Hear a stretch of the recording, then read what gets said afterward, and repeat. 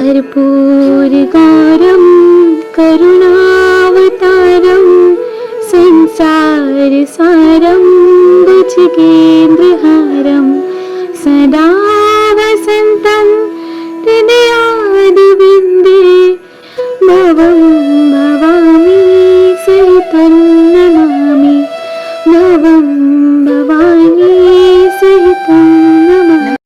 नमस्कार, राधे राधे दोस्तों, एक बार फिर से आप सभी का स्वागत है आपके अपने चैनल राजलक्ष्मी पर। तो आज के इस वीडियो में हम जानेंगे श्रावण मास महात्म्य के 16वें अध्याय की कथा। पिछले वीडियो में हमने श्रावण मास महात्म्य के 15वें अध्याय की कथा देखी थी, जिसमें हमने देखा था सुपोदन, षष्ठी व्रत तथा अर्क विवाह विधि।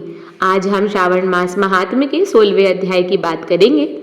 श्रावण मास महात्म्य 16वें अध्याय में हम देखेंगे शीतला सप्तमी व्रत का वर्णन तथा व्रत कथा। ईश्वर बोले, हे सनत कुमार, अब मैं शीतला सप्तमी व्रत को कहूंगा। श्रावण मास में शुक्ल पक्ष की सप्तमी तिथि को यह व्रत करना चाहिए। सबसे पहले दीवार पर एक वापिका आकार बनाकर अशरीरी संज्ञक दिव्य रूप वाले 7 जल देवताओं को, 2 बालकों से युक्त पुरुष संज्ञक नारी, 1 घोड़ा, 1 वृषभ तथा नर वाहन सहित एक पालकी भी उस पर बना दे।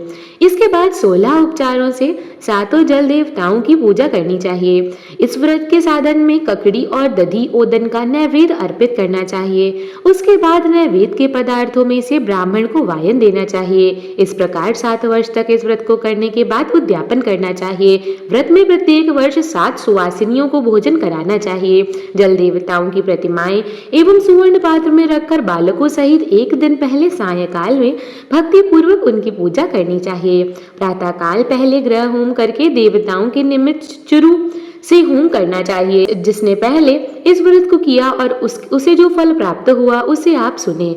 सौराष्ट्र देश में शोभन नामक एक नगर था। उसमें सभी धर्मों के प्रति निष्ठा रखने वाला एक साहूकार रहता था। उसने जल रहित एक अत्यंत निर्जन वन में बहुत पैसा खर्च करके शुभ तथा मनोहर सीढ़ियों से युक्त पशुओं को जल पिलाने के लिए सरलता से उतरने चढ़ने योग्य दृढ़ पत्थरों से बंधी हुई तथा लंबे समय तक टिकने वाली एक बावली बनवाई। उस बावली के चारों ओर थके राहगीरों के विश्राम के लिए अनेक प्रकार के वृक्षों से शोभायमान एक बाग लगवाया। लेकिन यह बावली सूखी ही रह गई और उसमें एक बूंद पानी नहीं आया। साहूकार सोचने लगा कि मेरा प्रयास व्यर्थ हो गया और व्यर्थ ही धन खर्च किया। इसी चिंता में विचार करता हुआ वह साहूकार रात में ही वहीं सो गया। तब रात्रि में उसके स्वप्न में जल देवता आए और उन्होंने कहा कि हे धनद, जल के आने का उपाय तुम सुनो। यदि तुम हम लोगों के लिए आदर पूर्वक अपने पौत्र की बलि दे दो तो उसी समय तुम्हारी यह बावली जल से भर जाएगी। यह सपना देख साहूकार ने सुबह अपने पुत्र को बताया। उसके पुत्र का नाम द्रविड़ था और वह भी धर्म कर्म में आस्था रखने वाला था। वह कहने लगा, आप मुझ जैसे पुत्र के पिता हैं। यह धर्म का कार्य है, इसमें आपको ज्यादा विचार नहीं करना चाहिए। यह धर्म ही है जो स्थिर रहेगा और पुत्र आदि सब नश्वर हैं। अल्प मूल्य से महान वस्तु प्राप्त हो रही है, अतः यह क्रम अति दुर्लभ है। इसमें लाभ ही लाभ है। शीतांशु और चंडांशु ये मेरे 2 पुत्र हैं। इनमें शीतांशु नामक जो ज्येष्ठ पुत्र है उसकी बलि बिना कुछ विचार किए आप दे दें। लेकिन पिताजी, घर की स्त्रियों को यह रहस्य कभी ज्ञात नहीं होना चाहिए। उसका उपाय यह है कि एक समय मेरी पत्नी गर्भ से है और उसका प्रसव काल भी निकट है, जिसके लिए वह अपने पिता के घर जाने वाली है। छोटा पुत्र भी उसके साथ जाएगा, तो तात उस समय यह कार्य निर्विघ्न रूप से संपन्न हो जाएगा। पुत्र की यह बात सुनकर पिता उस पर अत्यधिक प्रसन्न हुए और बोले, हे पुत्र, तुम धन्य हो और मैं भी धन्य हूँ कि तुम जैसा पुत्र का मैं पिता बना। इस बीच सुशीला के घर से उसके बाद पिता आ गया और वह जाने लगी। तब उसके ससुर तथा पति ने कहा कि यह तुम्हारा ज्येष्ठ पुत्र हमारे पास ही रहेगा, तुम इस छोटे पुत्र को ले जाओ। इस पर उसने ऐसा ही किया। उसके चले जाने के बाद पिता पुत्र ने उस बालक के शरीर में तेल का लेप किया और अच्छी प्रकार स्नान कराकर सुंदर वस्त्र व आभूषण से अलंकृत करके पूर्व आषाढ़ तथा शतभिषा नक्षत्र में उसे प्रसन्नता पूर्वक बावली के तट पर खड़ा किया और कहा कि बावली के जल देवता, इस बालक के बलिदान से आप प्रसन्न हो। उस समय वह बावली अमृत तुल्य जल से भर गई। वे दोनों पिता पुत्र शोक व हर्ष से युक्त होकर घर की ओर चले गए। सुशीला ने अपने घर में तीसरे पुत्र को जन्म दिया और 3 महीने बाद अपने घर को निकल पड़ी। मार्ग में आते समय वो बावली के पास पहुंची और उस बावली को जल से भरा हुआ देखा तो वह भी आश्चर्य में पड़ गई। उसने उस बावली में स्नान किया और कहने लगी कि मेरे ससुर का परिश्रम व धन का व्यय सफल हुआ। उस दिन श्रावण मास के शुक्ल पक्ष की सप्तमी तिथि थी और सुशीला ने शीतला सप्तमी नामक शुभ व्रत रखा हुआ था।